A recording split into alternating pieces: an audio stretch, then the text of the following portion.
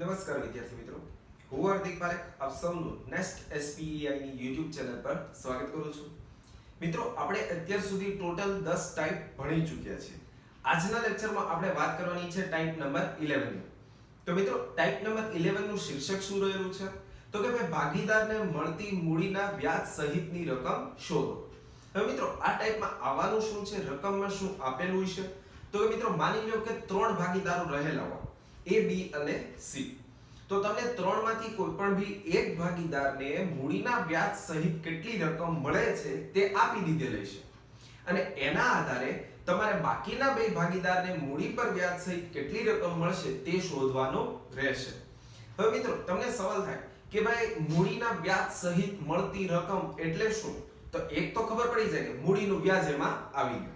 માની લો કે હું તમને એમ કહું, ત્રણ ભાગીદારો રહેલા હોય A, B અને C.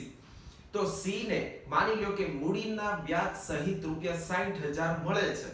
હવે આ તમને આપી દીધેલું છે રકમ કે C ને મૂડીના વ્યાજ સહિત ₹60,000 મળે છે, એટલે તમને ખ્યાલ આવી ગયો કે આ 60,000 છે એમાં મૂડીનું વ્યાજ આવી ગયું. તમને સવાલ થાય કે મૂડીનું વ્યાજ આવી ગયું, ઈ સિવાય બીજી કઈ રકમ હોય? તો માની લો કે હું તમને એમ કહું કે આ 60,000 માં મૂડીનું વ્યાજ 10,000 છે, તો તમને થાય તો બાકીના 50,000 શું હશે?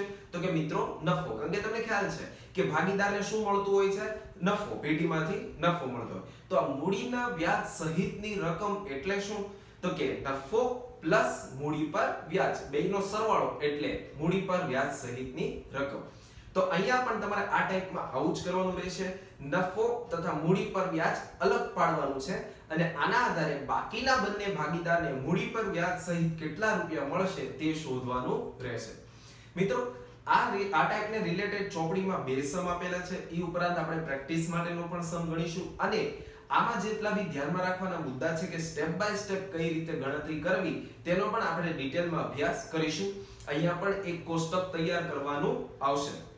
તો મિત્રો, આ ટાઈપ જે છે તેને તમે ખાસ ધ્યાનમાં લઈને સમજો, અને આપણી જે 3 માર્કના દાખલાની રીતો છે, આ ટોટલ 11 રીતો છે, તેમાંથી આપણી આ છેલ્લી ટાઈપ છે. તો મિત્રો, હવે આપણે સમજીએ ઇન ડિટેલ ટાઈપ નંબર 11.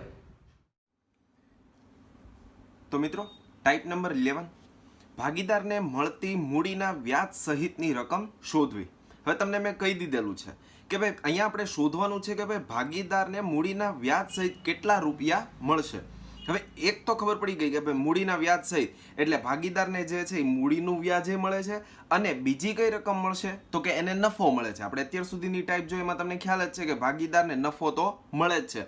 તો ભાગીદારને મળતી મૂડીના વ્યાજ સહિતની રકમ શોધવી એટલે કે ભાગીદારને મૂડી પર વ્યાજ અને નફો આ બે થઈને ટોટલ કેટલા રૂપિયા મળે છે તે આપણે અહીં શોધવાનું છે. તો મિત્રો, આ ટાઈપને રિલેટેડ ચોપડીમાં ટોટલ બે સમ આપેલા છે. ઉદાહરણ નંબર 11 અને સ્વાધ્યાયનો રીતે પ્રશ્ન નંબર 3 નો 11મો દાખલો. હવે મિત્રો, આ દાખલા માટે થઈને અથવા તો ટાઈપ માટે થઈને ધ્યાનમાં રાખવાના કયા કયા મુદ્દા છે, કઈ રીતે સ્ટેપ બાય સ્ટેપ આપણે આગળ વધીશું? તો કે સૌથી પહેલા તમને જો રકમમાં કુલ મૂડી આપેલ હોય ત્યારે પ્રથમ દરેક ભાગીદારની મૂડી શોધવું. એટલે કે હવે હું તમને એમ કહું કે તમને 3 ભાગીદાર આપેલા હોય A, B અને C, ત્રણેય ભાગીદારની થઈને કુલ મૂડી આપી દે કે ભાઈ 5 લાખ રૂપિયા. તો એમાંથી દરેક ભાગીદારની વ્યક્તિગત મૂડી કેટલી છે તે તમારે શોધવાની રહેશે.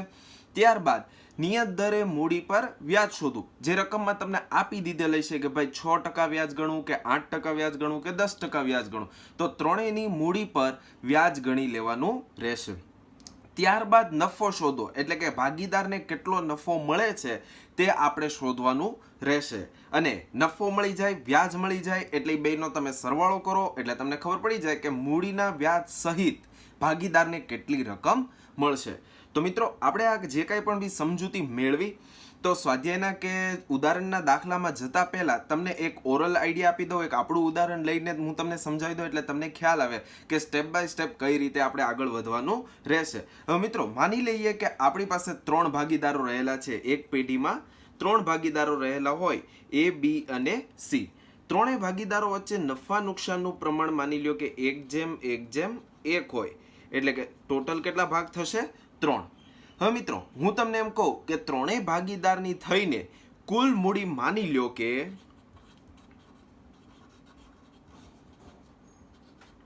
1 લાખ રૂપિયા છે. કુલ મૂડી 1 લાખ રૂપિયા છે, એટલે ત્રણેયની થઈને મૂડી 1 લાખ રૂપિયા છે.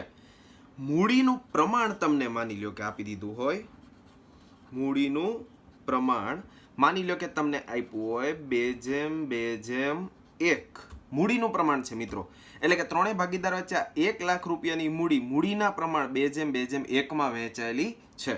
હવે મૂડી પર માની લ્યો કે હું તમને એમ કહું કે 10% વ્યાજ આપવામાં આવે છે, મૂડી પર 10% વ્યાજ આપવામાં આવે છે.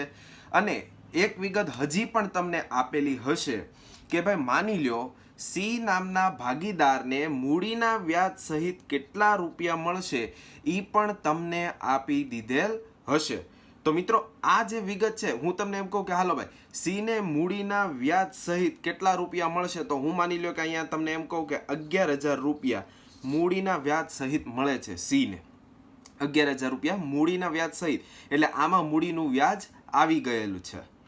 અને આપણી પાસે એવું માંગ્યું હોય કે ભાઈ એ અને બી ને મૂડીના વ્યાજ સહિત કેટલા મળશે, એટલે કે એક ભાગીદારનું તમને આપી દીધું કે ભાઈ સી ને મૂડીના વ્યાજ સહિત 11,000 રૂપિયા મળે છે, તો એ અને બી ને મૂડીના વ્યાજ સહિત કેટલા મળશે. તો હવે આમાં આપણે આગળ કઈ રીતે વધવું, તો કે મિત્રો અહીંયા સૌથી પહેલા તો જે કુલ મૂડી આપેલી હોય 1 લાખ રૂપિયા, એને તમે પહેલા તો ત્રણેય ભાગીદાર વચ્ચે ત્રણેયની કેટલી મૂડી થશે એ રીતે વેચી લ્યો. તો કે 1 લાખ રૂપિયાની મૂડી છે, તો મૂડીનું પ્રમાણ 2:2:1 છે, તો મૂડીને મૂડીના પ્રમાણમાં વેચાય આ પણ એક ખાસ ધ્યાનમાં રાખજો. તો 1 લાખને તમે 2:2:1 માં વેચો એટલે કેટલા આવે, તો કે 40,000, બી ને તે 40,000 અને સી ને 20,000. તો મિત્રો આ રીતે એ બી અને સી ની તમને તો મૂડી ખબર પડી ગઈ. હવે પહેલું સ્ટેપ થઈ ગયું કે ભાઈ કુલ મૂડી આપેલી હોય ત્યારે પ્રથમ દરેક ભાગીદારની મૂડી શોધવી, તો તમે મૂડી શોધી લીધી. ત્યારબાદ તમારે એના ઉપર વ્યાજ ગણવાનું છે નિયત દરે, વ્યાજનો દર 10%, એટલે કે ત્રણેયની મૂડી પર 10% વ્યાજ ગણો, તો કે આના 4,000, આના તે મૂડી પર વ્યાજ 4,000, 20,000 ના 10% એટલે 2,000. તો આ થયું મૂડી પર વ્યાજ. હવે મિત્રો આને અલગ પાડી દો, મૂડી જે છે એને તમે અલગ પાડી દો. મૂડી પર વ્યાજ 4,000 અને 2,000 આવી રીતે આવી ગયું. હવે આ તો થયું મૂડી પર વ્યાજ. હવે તમને વિગત આપેલી છે કે સી નામના ભાગીદારને અહીંયા વચ્ચે એક જગ્યા તમે ખાલી રાખો, અહીંયા સી નામના ભાગીદારને મૂડીના વ્યાજ સહિત 11,000 રૂપિયા મળે છે. હવે આ 11,000 રૂપિયા મૂડીના વ્યાજ સહિત છે, એટલે તમે સમજી શકો કે આ 11,000 માં મૂડીનું વ્યાજ આવી ગયું, એટલે આ 11,000 માં જો 2,000 રૂપિયા છે એ મૂડી પર વ્યાજ છે. તો તમને ખ્યાલ આવી જાય કે જો 11,000 માંથી 2,000 રૂપિયા મૂડી પર વ્યાજ હોય તો બાકીના જે 9,000 રૂપિયા રહ્યા એ શું હશે, નફો. મેં તમને પહેલા જ કીધું કે અહીંયા મૂડીના વ્યાજ સહિત એટલે ભાગીદારને 2 રકમ મળે છે, 2 રકમનો સરવાળો છે કે નફો અને મૂડીનું વ્યાજ. તો 11,000 રૂપિયામાં જો 2,000 રૂપિયા મૂડીનું વ્યાજ હોય તો 9,000 શું હોય, નફો. હવે મિત્રો અહીંયા તમારે શોધવાનું શું છે, તો કે એ અને બી ને મૂડીના વ્યાજ સહિત કેટલા મળે છે. તો હવે કઈ રીતે મળે, તો કે આ બેનો નફો હોય, આ બેનું મૂડી પર વ્યાજ તો છે જ તે. હવે આ બેનો જો નફો મળી જાય આપણને તો આપણે બેનો સરવાળો કરી નાખીએ તો આપણને ખબર પડી જાય કે મૂડીના વ્યાજ સહિત એ અને બી ને કેટલા મળશે. તો મિત્રો હવે આ જે 9,000 રૂપિયા સી ને નફો મળે છે એના આધારે આ બેને કેટલો નફો મળશે તે તમારે શોધવાનું છે.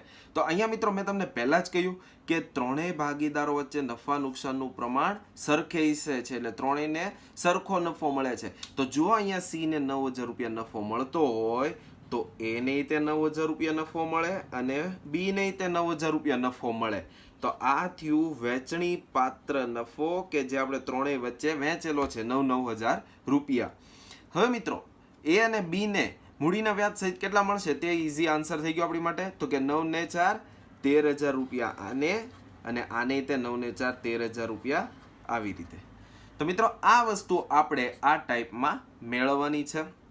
હવે મિત્રો બીજી વાત એ કે અહીંયા જે સરખે હિસ્સે હતું એટલે તમારી માટે ઈઝી થઈ ગયું કે ભાઈ આને 9,000 નફો મળે છે તો આ બે નહીં તે 9,000 રૂપિયા તે નફો મળતો હોય. હવે તમને સવાલ એ થવો જોઈએ કે હાલો અહીંયા તો સરખે હિસ્સે છે, માની લ્યો કે અલગ પ્રમાણ હોત તો તમે શું કરે.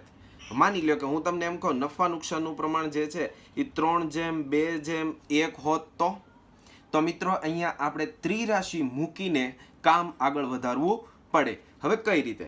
તો કે સી જે છે એ 9,000 રૂપિયા નફો મેળવે, તો સી નો ભાગે કેટલો થાય? 1. એટલે કે ફરી એક વખત લખી નાખું છું, 3/2/1 એટલે ટોટલ હિસ્સો કેટલો થશે? 6, જેમાંથી સી નો હિસ્સો કેટલો થશે? 1/6. હવે માની લ્યો કે મારે અહીંયા એ નો નફો જોતો છે, તો આપણે ત્રિરાશિ મૂકીને આગળ વધી શકાય. કઈ રીતે? તો કે જો નફા ભાગ અને નફો રૂપિયામાં, તો સી નો નફો તમને 9,000 આપી દીધેલ છે, તો એનો ભાગ લઈને ચાલો કે જ્યારે 1/6 ભાગ છે સી નો, ત્યારે એને કેટલો નફો મળે છે? 9,000. તમારે ગોતવો કોનો છે હવે? એનો. તો કે એનો હિસ્સો કેટલો? તો કે 3/6 ભાગે કેટલો નફો થશે? તો તમે ક્રોસ ગુણાકાર કરીને કરો, 3/6 ગુણ્યા 9,000 છેદમાં 1/6. તો આ રીતે સાદુરૂપ આપીને જે જવાબ આવે એ રીતે અહીંયા તમારે નફો મૂકવાનો રહેશે. મિત્રો, આ તમારી સમજૂતી માટે મેં તમને કીધું કે તમને કદાચ મનમાં સવાલ હોય તો ક્લિયર થાય કે સરખે હિસ્સે ન હોય તો આ રીતે ત્રિરાશિ મૂકીને ગોતવાનું રહે. આવી જ રીતે બી નું ગોતવું હોય તો કઈ રીતે? તો કે 1/6 ભાગે 9,000, તો બી નો હિસ્સો કેટલો? 2/6. તો 2/6 કેટલા? આ રીતે આનો નફો મળી જાય. તો મિત્રો, આ રીતે કામ આગળ ચલાવવું પડશે. તો મિત્રો, હવે આ ટાઈપમાં આપણે જે ચોપડીના સમ છે, ઉદાહરણ 11 ને સ્વાધ્યાયનો 11મો દાખલો, એમાં આપણે આગળ વધીએ. તો હવે જોઈએ આપણે ઉદાહરણ નંબર 11. તો મિત્રો, ઉદાહરણ નંબર 11 ની રકમ તમારી સામે છે. જેનેટ, અક્ષરા અને સપના સરખા હિસ્સાના ભાગીદારો છે, એટલે કે 1:1 પ્રમાણમાં નફો નુકસાન વહેંચતા ભાગીદારો છે.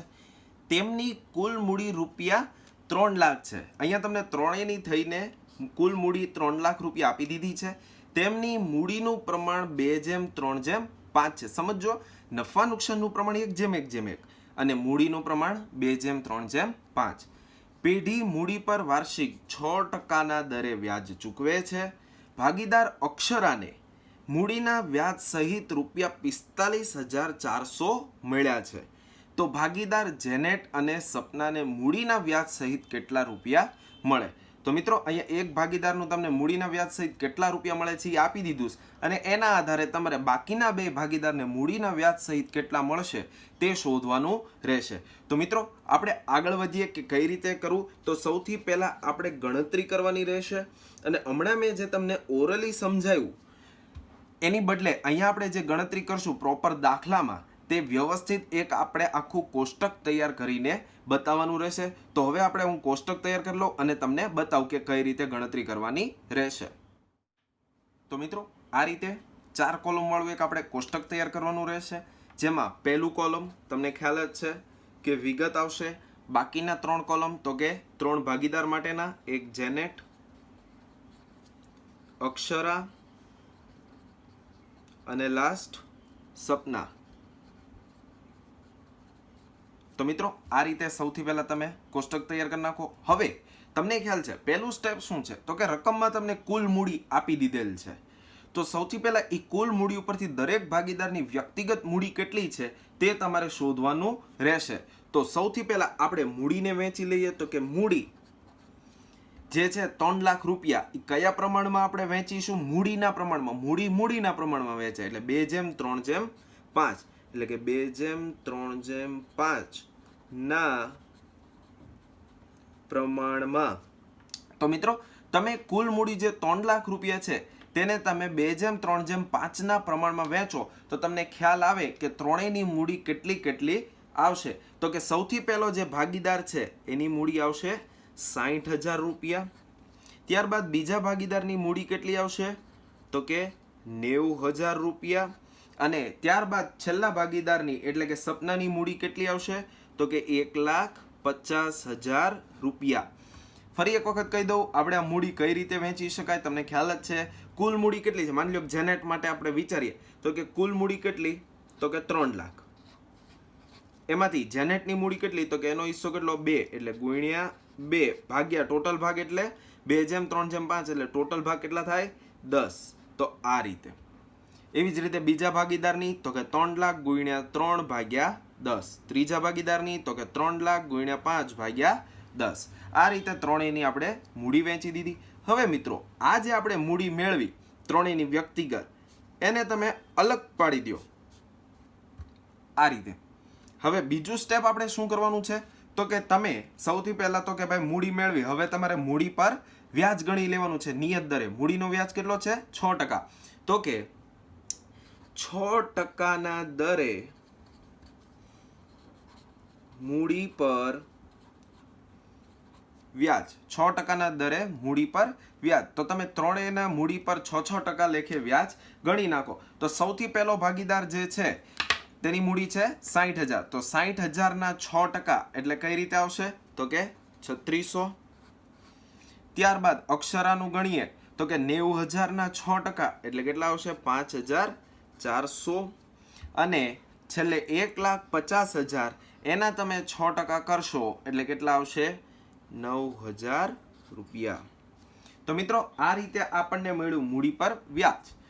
હવે મૂડી પર વ્યાજ મળી ગયું, તમને ખ્યાલ છે. હવે અહીંયા એક વચ્ચે તમે જગ્યા રાખી દો અને આ રીતે આપણે એક અલગ પાડીએ. હવે કરવાનું શું છે, તો કે તમને એક ભાગીદારને મૂડી પર વ્યાજ સહિત કેટલા રૂપિયા મળે છે તે આપી દીધેલું છે. એટલે કે જો અહીંયા અક્ષરાને મૂડીના વ્યાજ સહિત રૂપિયા 45,400 મળ્યા છે. તો આ જે છેલ્લી લાઈન છે એને આપણે એ રીતે રાખીએ કે મૂડીના વ્યાજ સહિતની રકમ, અથવા તો તમે નફો પણ કહી શકો, કોઈ પણ બી વસ્તુ ચાલે. હવે અહીંયા અક્ષરાનું આપી દીધેલું છે, તેથી હું અહીંયા લખી નાખું છું કે અક્ષર અને મૂડીના વ્યાજ સહિત કેટલા રૂપિયા મળે છે, તો કે 45,400. હવે મિત્રો તમને ખ્યાલ છે કે આ મૂડીના વ્યાજ સહિતની રકમ એટલે આમાં મૂડી પર વ્યાજે આવી ગયું અને નફો પણ આવી ગયો. તો જો આ 45,400માં મૂડી પર વ્યાજ 5400 રૂપિયા હોય, એટલે કે આ 45,400માંથી જો 5400 રૂપિયા મૂડી પર વ્યાજ હોય, તો બાકીની જે રકમ વધી 40,000 રૂપિયા તે શું હોય, તો કે નફો. તો આ રીતે આપણે સૌથી પહેલા અક્ષરાનો નફો શોધ્યો. હવે આપણી પાસે રકમમાં માંગ્યું છે શું, તો કે જેનેટ અને સપનાને મૂડીના વ્યાજ સહિત કેટલા રૂપિયા મળશે તે માંગ્યું છે. તો આપણી પાસે ઈ બેયનું વ્યાજ તો છે પણ ઈ બેયનો નફો નથી. તો સૌથી પહેલા આ નફાના આધારે આ બે ભાગીદારનો આપણે નફો શોધીશું.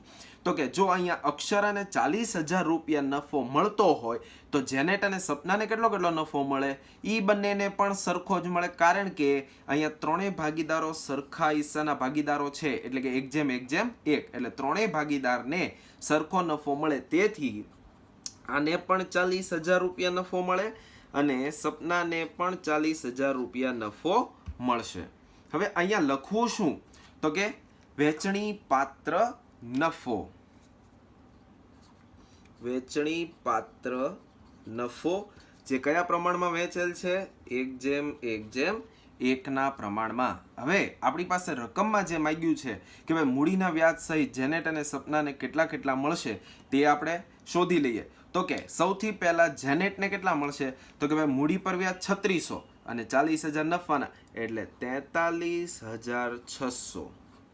જ્યારે સપનાને 9,000 મૂડી પર વ્યાજ 40,000 નફાના એટલે એને મળશે 49,000 રૂપિયા.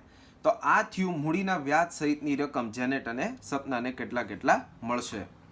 તો મિત્રો અહીંયા આ સમ પૂરો થઈ જાય એવું નથી. હા, એક બોક્સમાં તે આપણને એનો જવાબ મળી ગયો, પણ આપણે હજી અમુક વિધાન લખવા જરૂરી છે, તે પણ તમારે ખાસ ધ્યાનમાં રાખવું જોઈએ. તો કે તમે જે આ 40,000 નફાના આધારે આ બેનો નફો 40,000 નક્કી કરી નાખ્યો, તે પણ વિધાન સ્વરૂપે લખો કે અહીં ત્રણેય ભાગીદારો સરખે હિસ્સે નફો વહેંચે છે, તેથી બધા ભાગીદારોનો નફો રૂપિયા 40,000 થશે. આ રીતે મિત્રો વિધાન સ્વરૂપે લખી નાખો અને લાસ્ટમાં જે આપણી પાસે માંગ્યું હતું કે ભાઈ જેનેટ અને સપનાને મૂડીના વ્યાજ સહિત કેટલા રૂપિયા મળશે, તો એ પણ આપણે બોક્સમાં શોધી લીધેલ છે, પણ એ પણ વિધાન સ્વરૂપે લખી નાખવું કે ભાઈ જેનેટને અને સપનાને મૂડીના વ્યાજ સહિત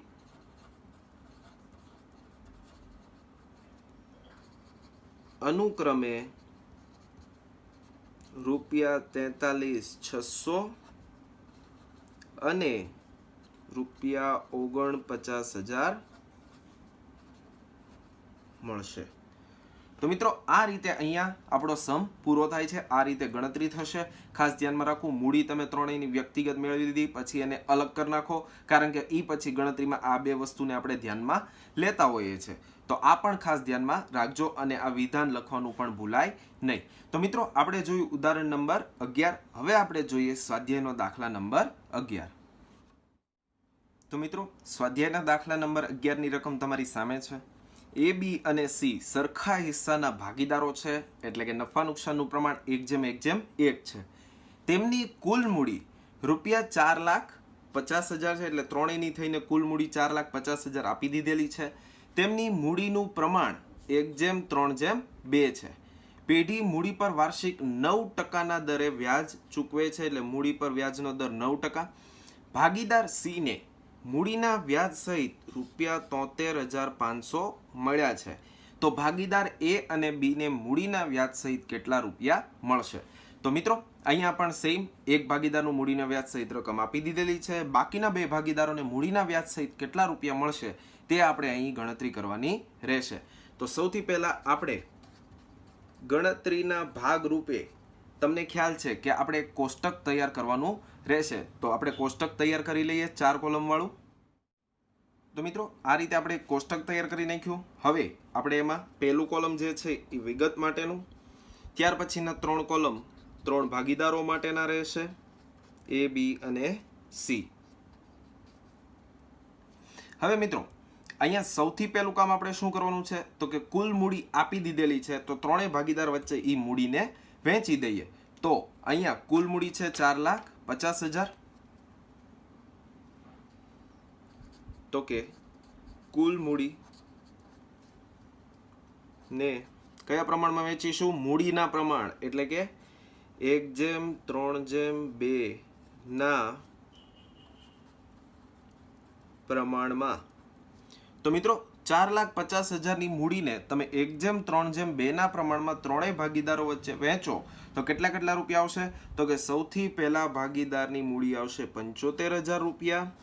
ત્યારબાદ બીજા ભાગીદારની મૂડી આવશે ₹2,25,000 અને ત્રીજા ભાગીદારની મૂડી કેટલી આવશે? તો કે ₹1,50,000. તો આ રીતે ત્રણેયની મૂડી તમે શોધી લીધી. હવે મેં તમને કહ્યું તે મુજબ આને તમે અલગ કરી નાખો. હવે બીજું સ્ટેપ શું છે, તો કે ત્રણેયની મૂડી પર તમે નિયત દરે વ્યાજ શોધી લ્યો. એટલે કે મૂડી પર વ્યાજનો દર અહીંયા તમને શું આપેલો છે, તો કે 9%. તો કે બીજો મુદ્દો 9% લેખે મૂડી પર વ્યાજ. એટલે કે ત્રણેયની જે તમને મૂડી આપી છે એ ત્રણેયની મૂડીના તમે 9% લેખે વ્યાજ ગણો. તો સૌથી પહેલા ભાગીદારની મૂડી ₹75,000, એના 9% કરશો એટલે કેટલા આવશે? ₹6,750. ત્યારબાદ ₹2,25,000 તમે 9% કરશો એટલે કેટલા આવશે? ₹20,250. અને ₹1,50,000 9% કરશો એટલે જવાબ કેટલો આવશે? ₹13,500. તો મિત્રો આ થયું મૂડી પર વ્યાજ. હવે તમને ખ્યાલ છે કે અહીંયા વચ્ચે એક આપણે જગ્યા મૂકવાની રહેશે અને એ જગ્યા મૂકીને આપણે લાસ્ટ જે આપણું સ્ટેપ રહેશે તે આપણને શું મળે છે અહીંયા કોષ્ટકમાં? તો કે મૂડીના વ્યાજ સહિતની રકમ. તેથી હું અહીંયા લખું છું મૂડીના વ્યાજ સહિતની રકમ. હવે મિત્રો અહીંયા તમને એક ભાગીદારને મૂડીના વ્યાજ સહિત કેટલા મળે છે તે આપી દીધેલ છે. એટલે કે સી ને મૂડીના વ્યાજ સહિત કેટલા મળે છે? તો કે 73,500. સી ને મૂડીના વ્યાજ સહિત 73,500 રૂપિયા મળે છે. હવે આ 73,500 માંથી મૂડી પર વ્યાજ કેટલું છે તો કે 13,500, એટલે આમાં 13,500 વ્યાજના રહેલા છે. જો હું એને કાઢી નાખું 73,500 માંથી 13,500 તમે કાઢી નાખો તો જે બાકીની વધતી રકમ 60,000 રૂપિયા છે તે શું કહેવાશે? નફો. એટલે કે સી ને નફો કેટલો મળે છે? 60,000. હવે જો સી ને નફો 60,000 મળતો હોય તો એ અને બી ને કેટલો નફો મળે? અહીંયા ત્રણેય ભાગીદારો વચ્ચે નફા નુકસાનનું પ્રમાણ સરખું છે, તેથી ત્રણેયનો નફો સરખો રહેશે. તો જો આને 60,000 રૂપિયા નફો મળતો હોય તો બાકીના ભાગીદારોને પણ કેટલો નફો મળે? 60,000 રૂપિયા. આ થયું વેચણી પાત્ર નફો કયા પ્રમાણમાં? 1:1 ના પ્રમાણમાં. હવે મિત્રો આપણી પાસે માંગ્યું છે શું? તો કે એ અને બી ને મૂડીના વ્યાજ સહિત કેટલા રૂપિયા મળશે? તો કે એ ને કેટલા મળશે? તો કે 6,750 વ્યાજના અને 60,000 નફાના, તેથી ટોટલ 66,750. ત્યારબાદ બીજા ભાગીદારને તો કે 20,250 પ્લસ 60,000 એટલે 80,250. તો મિત્રો આ બે વસ્તુ આપણી પાસે માગી હતી કે એ અને બી ને મૂડીના વ્યાજ સહિત કેટલા રૂપિયા મળશે. હવે તમને ખ્યાલ છે કે લાસ્ટમાં આપણે વિધાન લખવું પડશે. કઈ રીતે? તો કે એ બી અને સી સરખા હિસ્સાના ભાગીદારો હોવાથી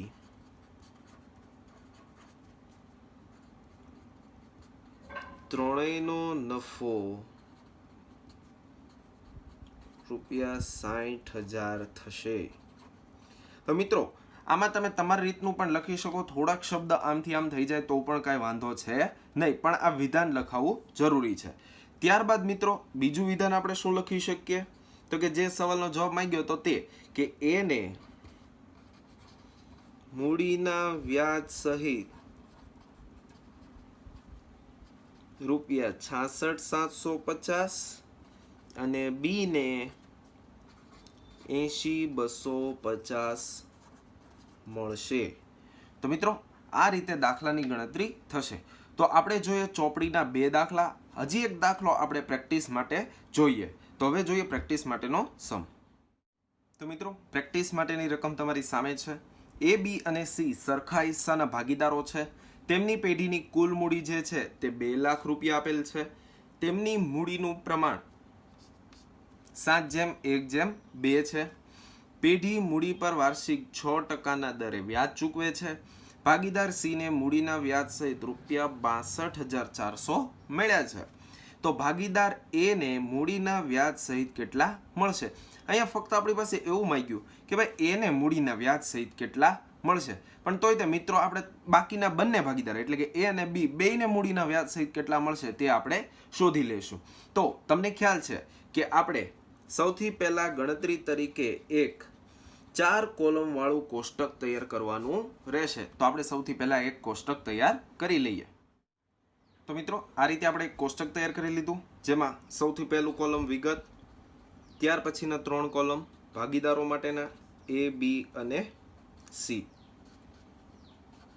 હવે મિત્રો તમને ખ્યાલ છે કે સૌથી પહેલી વિગત શું આવશે? તો કે જે કુલ મૂડી તમને રકમમાં આપી દીધેલ છે તેને તમે ત્રણેય ભાગીદાર વચ્ચે વહેંચી દો. એટલે કે અહીંયા કુલ મૂડી કેટલી છે? 2 લાખ રૂપિયા. તો કુલ મૂડીને કયા પ્રમાણમાં? મૂડીના પ્રમાણમાં, એટલે કે 7:1:2 ના પ્રમાણમાં તમે વહેંચો તો કેટલા રૂપિયા આવશે? તો મિત્રો 2 લાખ રૂપિયાની મૂડીને 7:1:2 ના પ્રમાણમાં વહેંચો એટલે સૌથી પહેલા ભાગીદારની મૂડી આવશે 1,40,000. ત્યાર પછીના ભાગીદારની મૂડી આવશે 20,000. ત્રીજા ભાગીદારની મૂડી કેટલી આવશે? તો કે 40,000. તો આ રીતે સૌથી પહેલા ત્રણેય ભાગીદારની તમે વ્યક્તિગત મૂડી મેળવી લીધી. હવે આ ભાગને તમે અલગ કરી નાખો.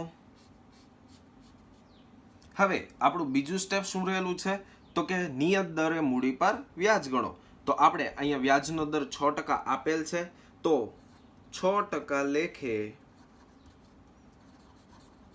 મૂડી પર વ્યાજ. તો ત્રણેયની મૂડી પર તમે 6% લેખે વ્યાજ ગણો તો 1,40,000 6% એટલે 8,400, 20,000 6% એટલે 1,200 રૂપિયા, અને ત્રીજો ભાગીદાર એટલે કે 40,000 6% એટલે 2,400 રૂપિયા મૂડી પર વ્યાજ આવશે. હવે અહીંયા વચ્ચે એક જગ્યા ખાલી રાખતા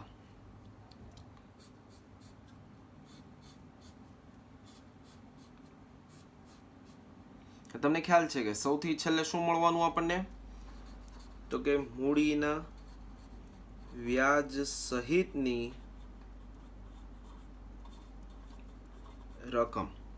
હવે મિત્રો અહીંયા એક ભાગીદારની મૂડી પર વ્યાજ સહિતની રકમ તમને આપી દીધેલી છે.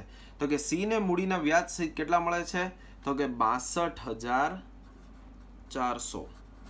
એટલે કે આ 62,400 માં મૂડીનું વ્યાજ અને નફો બંને આવી ગયું. તો જો 62,400 માંથી એને 2,400 રૂપિયા મૂડી પર વ્યાજ મળતું હોય તો બાકીના જે 60,000 રૂપિયા રહ્યા એ શું મળે છે?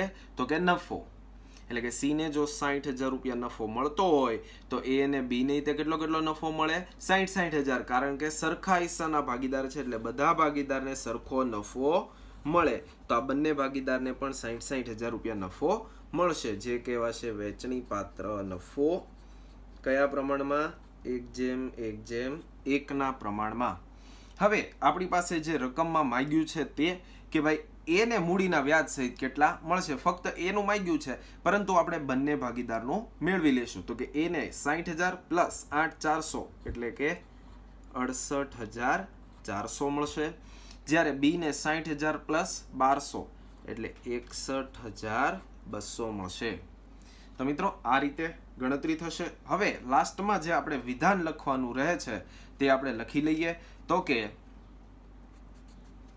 સૌથી પહેલા આપણે જે નફા આધારિત મેળવ્યું તે એ, બી અને સી સરખા હિસ્સાના ભાગીદારો હોવાથી ત્રણેયને મળતો નફો રૂપિયા 60,000 થશે. ત્યારબાદ જે જવાબ માંગ્યો છે તે કે એ ને મૂડીના વ્યાજ સહિત રૂપિયા 68,400 મળશે. તો મિત્રો આ થયો આપણો ફાઇનલ આન્સર. તો મિત્રો આ રીતે આપણે ચોપડીના જે કાંઈ પણ બી દાખલા હતા તે અને વધારાનો એક પ્રેક્ટિસનો સમ પણ ગણ્યો. તો તમને ખ્યાલ આવી ગયો હશે કે આ ટાઈપમાં કઈ રીતે દાખલાની ગણતરી થશે. યસ મિત્રો, તો આપણે આજે ભણ્યા ટાઈપ નંબર 11 ચોપડીના જે કાંઈ પણ સમ હતા તથા તે ઉપરાંત આપણે પ્રેક્ટિસ માટેનો પણ સમજો અને તમને ખ્યાલ આવ્યો હશે કે આ ટાઈપમાં કઈ રીતે દાખલા ગણવા. તો મિત્રો આજનો લેક્ચર જે આપણે ભણ્યા તેમાં આપણે ટોટલ અત્યાર સુધી 11 ટાઈપ ભણી ચૂક્યા છે. એટલે કે આપણી જે બોર્ડની બ્લુપ્રિન્ટ છે કે આ ચેપ્ટરમાંથી 4 માર્કનું પૂછવાનું છે. વિભાગ સી માં 3 માર્કનો દાખલો અને એક એમસીક્યુ. તો તેમાંથી વિભાગ સી માં જે 3 માર્કનો દાખલો પૂછવાનો છે તે માટેની આપણે બધી ટાઈપ ભણી ચૂક્યા છીએ. અને મિત્રો હજી આ ચેપ્ટર અહીંયા પૂર્ણ નથી થઈ જતું, કારણ કે હજી પણ ખૂબ જ મહત્વનો પાર્ટ એવો થિયરી પાર્ટ તથા અમુક ખાતા પણ આપણે સમજવાના બાકી છે. મિત્રો આપણે અમુક એમસીક્યુ પણ ભણ્યા છીએ અને તમે 2 વાર ટેસ્ટ પણ દઈ દીધેલી છે આ ચેપ્ટરની, એટલે તમને ખ્યાલ આવ્યો હશે. પણ હજી આ ઉપરાંત આપણે આમાં થિયરી સમજવાની ઘણી અગત્યની બાબત જે છે તે બાકી છે. તો નેક્સ્ટ લેક્ચરમાં મિત્રો જે કાંઈ પણ બી થિયરી છે તે પણ હું તમને સમજાવીશ, જે 1 માર્કના એમસીક્યુ માટે ઘણી ઉપયોગી છે. તેથી તમારે તે પણ ખાસ ધ્યાનમાં રાખવાનું રહેશે. અને આ થિયરી સાથે સાથ હું તમને અમુક ખાતા પણ સમજાવીશ અને એ ખાતા આપણે શીખવાના રહેશે કે જેનો ઉપયોગ આની પછીના ચેપ્ટરોમાં પણ થતો હોય છે. ખાસ કરીને પેઢીના વાર્ષિક હિસાબોમાં પણ આનો ઉપયોગ થતો હોય છે, જે 11 માર્કમાં દાખલો પૂછાતો હોય છે. પરંતુ આપણે જો આ તબક્કે આ ખાતો વ્યવસ્થિત રીતે શીખી જઈએ તો નેક્સ્ટ ચેપ્ટરમાં આપણને વાંધો આવે નહીં. તો મિત્રો નેક્સ્ટ લેક્ચરમાં આપણે થિયરી સમજીશું, જે કાંઈ પણ બી મુદ્દાઓ હોય છે તેની સમજૂતી મેળવીશું અને આપણે ખાતાઓ તરફ આગળ વધીશું. તો મિત્રો આજના લેક્ચરમાં આટલું જ. પ્રેક્ટિસ માટેના જે કાંઈ પણ બી સમ આપું તથા આજના લેક્ચરમાં ગણાવેલા દાખલા વ્યવસ્થિત રીતે તમે ફેસબુકમાં ઉતારી લેજો. Thank you.